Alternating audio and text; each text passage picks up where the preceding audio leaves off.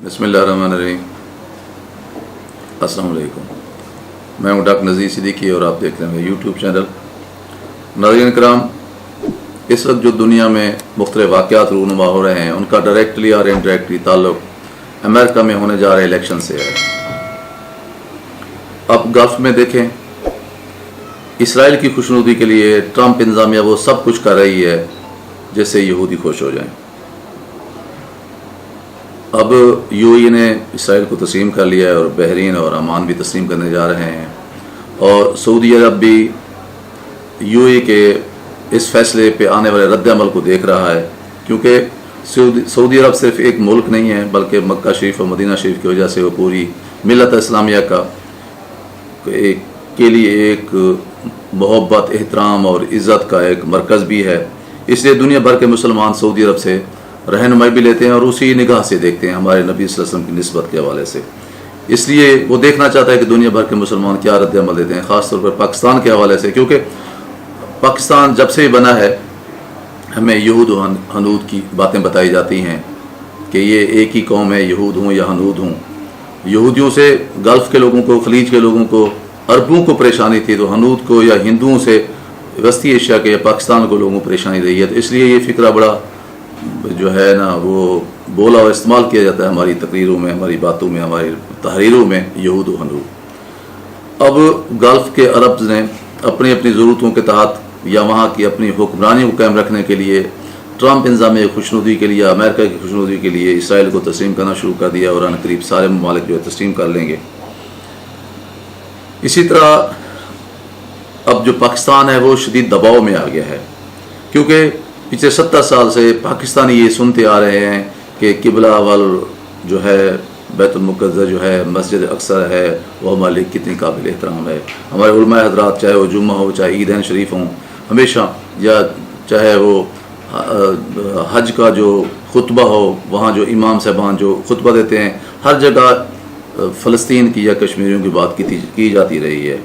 लेकिन अब अचानक जब सऊदी अरब ने फ़ैसला कर लिया है तो हमारे उलमा तक भी ये पैगाम पहुंचा है डायरेक्टली और इनडायरेक्टली कि भी अब आपने पाकिस्तानियों को ठंडा रखना है। इसलिए पिछले 5-7 दिन से हम देख रहे हैं कि हमारे उलमा भी इस बात पे, इस मौजू पे बात नहीं कर रहे, वो बावजूद खामोश हैं।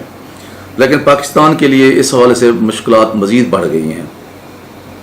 अब अमेरिका भी अफ़गानिस्तान को छोड़ के जा रहा है और भारत को भी चीन ने दबोचा हुआ है, और भारत पिछले कई सालों से जिस तरह उसने प्रॉक्सी जारी की हुई थी पाकिस्तान के अंदर, उसका सारा जो इंटेलिजेंस निज़ाम था, उसके जो वसाइल थे वो पाकिस्तान के खिलाफ थे। अचानक उसे चीन ने दबोच लिया है, तो अब ज़ाहिर है भारत की हुकूमत को, ख़ासतौर बीजेपी को अंदरूनी तौर पर मुल्क के अंदर बड़ी तनकीद का सामना है।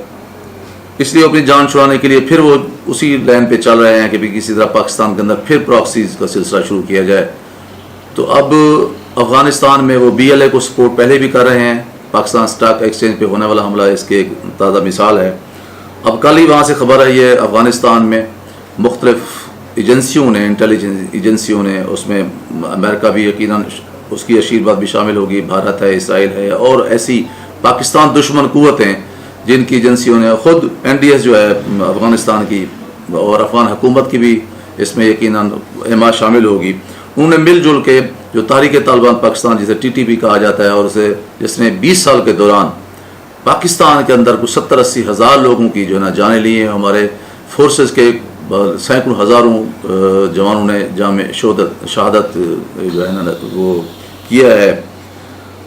तो अब इन लोगों ने मिलजुल के अब तहरीक तालिबान और हिज़्बुल अहरार और जमात उल अहरार, 3 जमातें जो इनफरादी तौर पे, इंडिविजुअल सतह पे काम कर रही थी, अफ़गानिस्तान में सरगर्म थीं या हैं, उनको एक दूसरे के साथ अब हिज़्बुल जो अहरार और जमात अहरार, इनको अब TTP के अंदर ज़म कर दिया है, ताकि ये तीनों एक ही प्लेटफार्म से पाकिस्तान दुश्मनी पर मबनी अपनी सरगर्मियाँ फिर नए सिरे से शुरू कर सकें, और उन्हें फ़ंड्स और वसाइल और इंफॉर्मेशन सब कुछ फराहम की जा रही हैं, जिसका सिर्फ एक ही मकसद है कि पाकिस्तान को डिस्टेबलाइज़ किया जाए, अदम इस्तेहकाम से दो चार किया जाए, अंदरूनी तौर पर दबाव में लाया जाए। एक तो हमें गल्फ़ में नए जो है ना चैलेंजेस का सामना है।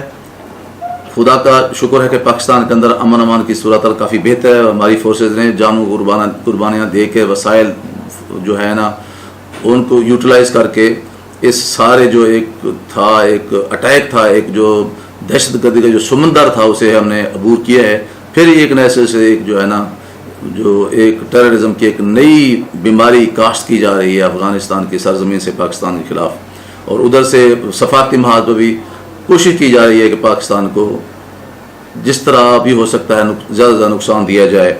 تو یہ تو دنیا جان رہی ہے کہ دو دھڑوں میں دنیا بٹ رہی ہے. جو ہے اس میں ایک وہ لوگ ہیں جو امریکہ کے ساتھ ہیں، ایک وہ لوگ ہیں جو چین اور روس کے ساتھ ہیں.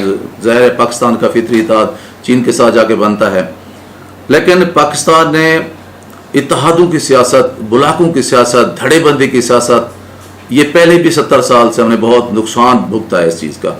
پاکستان کو بہت سوچ سمجھ کر فیصلے کرنے کی ضرورت ہے. ہم لطیف کے فقیر بننے کی بجائے ہمیں دیکھنا چاہیے کہ کس جگہ پہ ہم چین کے ساتھ کھڑے ہو سکتے ہیں، کس جگہ ہم نیوٹرل رہ سکتے ہیں، کس جگہ ہم دوسری طرف اپنے راہ و رسم اتنی ضرور رکھیں کہ جو ہے انتہا پسندی کی طرف ہم جو ہے نا شمار قطار میں نہ آئیں. خلیجی ممالک کے ساتھ بھی ہمیں دشمنی اور عداوت کی پر مبنی تعلقات جو ہے نا وہ قائم رکھنے کی ضرورت نہیں ہے. ہمیں کوشش کرنی چاہیے کہ ہم متوازن خارجہ پالیسی اپنائیں. عربوں کے ساتھ بھی اگر ہم بہت اچھی دوستی رکھ سکتے تو ہماری دشمنی بھی نہ ہو، نیوٹرل پالیسی ہو جائے. البتہ چین کے ساتھ ہمارے فطری اتحاد بنتا ہے، وہ بھی جاری رہنا چاہیے. کشمیر اور فلسطین کے حوالے سے ہمارا ایک موقف ہے اور اس پہ ہم قائم ہیں. کشمیر کے حوالے سے ہمیں جو ہے کشمیری کی مدد کرنی ہے. کشمیر ہماری شیر رگ ہے اور بھارت نے کبھی ہمیں قبول نہیں کیا، اس نے ہمارا آدھا ملک جو ہے نا وہ توڑا ہے. اور اسرائیل کو چاہے بھلے ہم تسلیم بھی کر لیں، چاہے اس کا دوستی بنا لیں، ہمارا ایٹمی پروگرام اس کو کٹکتا ہے اور اس نے کبھی ہمیں دل و جان سے قبول نہیں کرنا، اور اس نے کوشش کرنے کہ پاکستان کو کسی نہ کسی طرح سے نقصان پہنچایا جائے. لیکن اس کا یہ مطلب بھی قطعا نہیں ہے کہ ہم ہر وقت اسرائیل کی دشمنی پر تلے رہیں. ہم نے تسلیم نہیں کرنا تو ہم نہ کریں. باقی اگر عرب ممالک تسلیم کر رہے ہیں تو ان کے اپنے اپنے مقاصد ہیں، اپنے اپنے قومی تقاضے ہیں، اپنی اپنی جو ہے قومی مفادات ہیں. ہر ملک کے اپنے اپنے قومی مفادات ہیں. ہر ملک کو اپنے اپنے قومی پالیسی اختیار کرنے اور اس پر عمل کرنے کا جو اختیار ہونا چاہیے، اسی طرح پاکستان کو بھی ہونا چاہیے. میں یہ سمجھتا ہوں کہ کل کی اس خبر کے بعد کہ افغانستان میں TTP کو طاقت دینے کے لیے اب 2 اس کے دھڑوں کو اس کے ساتھ ضم کر دیا گیا ہے. یہ پاکستان کی قوم، پاکستان کے انٹیلیجنس اداروں اور ہماری فورسز کے لیے ایک نیا چیلنج ہے جس کا مقابلہ کرنے کے لیے ہمیں ابھی سے تیاری شروع کر دینی چاہیے. دوستو، آپ سے گزارش ہے کہ میرے YouTube channel doctor Nazir Siddiqui کو سبسکرائب کریں، گھنٹی کے بٹن کو ضرور دبائیں اور اس ویڈیو کو لائک کریں اور سوشل میڈیا پر زیادہ سے زیادہ شیئر کریں. بہت شکریہ.